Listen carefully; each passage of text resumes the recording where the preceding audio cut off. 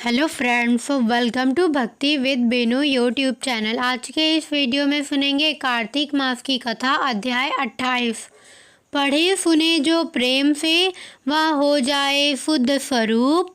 यह 28वां अध्याय कार्तिक कथा अनूप।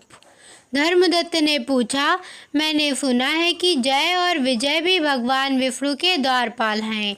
उन्होंने पूर्व जन्म में ऐसा कौन सा पुण्य किया था जिससे वे भगवान के समान रूप धारण करके बैकुंठ धाम के द्वारपाल हुए।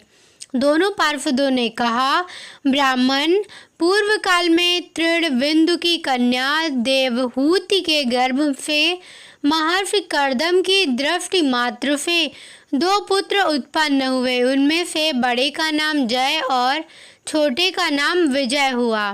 पीछे उसी देवहूति के गर्भ से योग धर्म के जानने वाले भगवान कपिल उत्पन्न हुए। जय और विजय सदा भगवान की भक्ति में तत्पर रहते थे। वे नित्य अष्टाक्षर मंत्र का जाप और वैष्णव व्रतों का पालन करते थे। एक समय राजा मरुत ने उन दोनों को अपने यज्ञ में बुलाया। वहां जय ब्रह्मा बनाए गए और विजय आचार्य। उन्होंने यज्ञ की संपूर्ण विधि पूर्ण की। यज्ञ के अंत में अवभृत स्थान के पश्चात राजा मरुत ने उन दोनों को बहुत धन दिया। धन लेकर दोनों भाई अपने आश्रम पर गए। वहां उस धन का विभाग करते समय दोनों में परस्पर लौग डांट पैदा हो गई। जय ने कहा, इस धन को बराबर बांट लिया जाए। विजय का कहना था, नहीं, जिसको जो मिला है वह उसी के पास रहे। तब जय ने क्रोध में आकर लोभी विजय को शाप दिया, तुम ग्रहण करके देते नहीं हो, इसलिए ग्राह अर्थात मगरमच्छ हो जाओ। जय के शाप को सुनकर विजय ने भी शाप दिया, तुमने मद से भ्रांत होकर शापों दिया है, इसलिए तुम मातंग अर्थात हाथी की योनि में जाओ।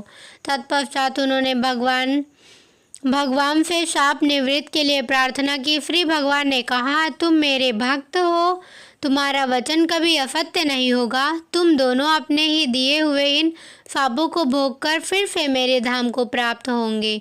ऐसा कहकर भगवान विष्णु अंतर्ध्यान हो गए।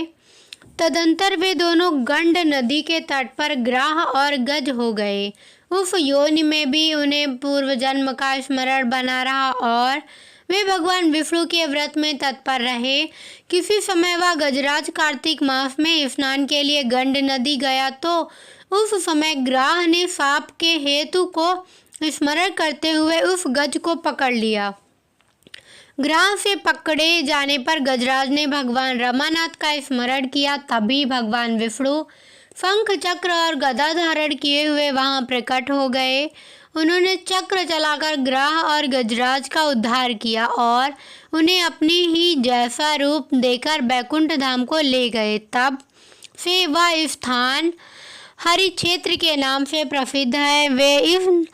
वे ही दोनों विश्व विख्यात जय और विजय हैं, जो भगवान विष्णु के द्वारपाल हुए। धर्मदत्त, तुम भी ईर्ष्या और द्वेष का त्याग करके सदैव भगवान विष्णु के व्रत में स्थिर रहो। समदर्शी बनो। कार्तिक माघ और वैशाख के महीनों में सदैव प्रातः काल स्नान करें। एकादशी व्रत के पालन में स्थिर रहो। तुलसी के बगीचे की रक्षा करते रहो। ऐसा करने से तुम भी शरीर का अंत होने पर भगवान विष्णु के परम पद को प्राप्त होगे। भगवान विष्णु को संतुष्ट करने वाले तुम्हारे इस व्रत से बढ़कर न यज्ञ है, न दान है और न तीर्थ ही है।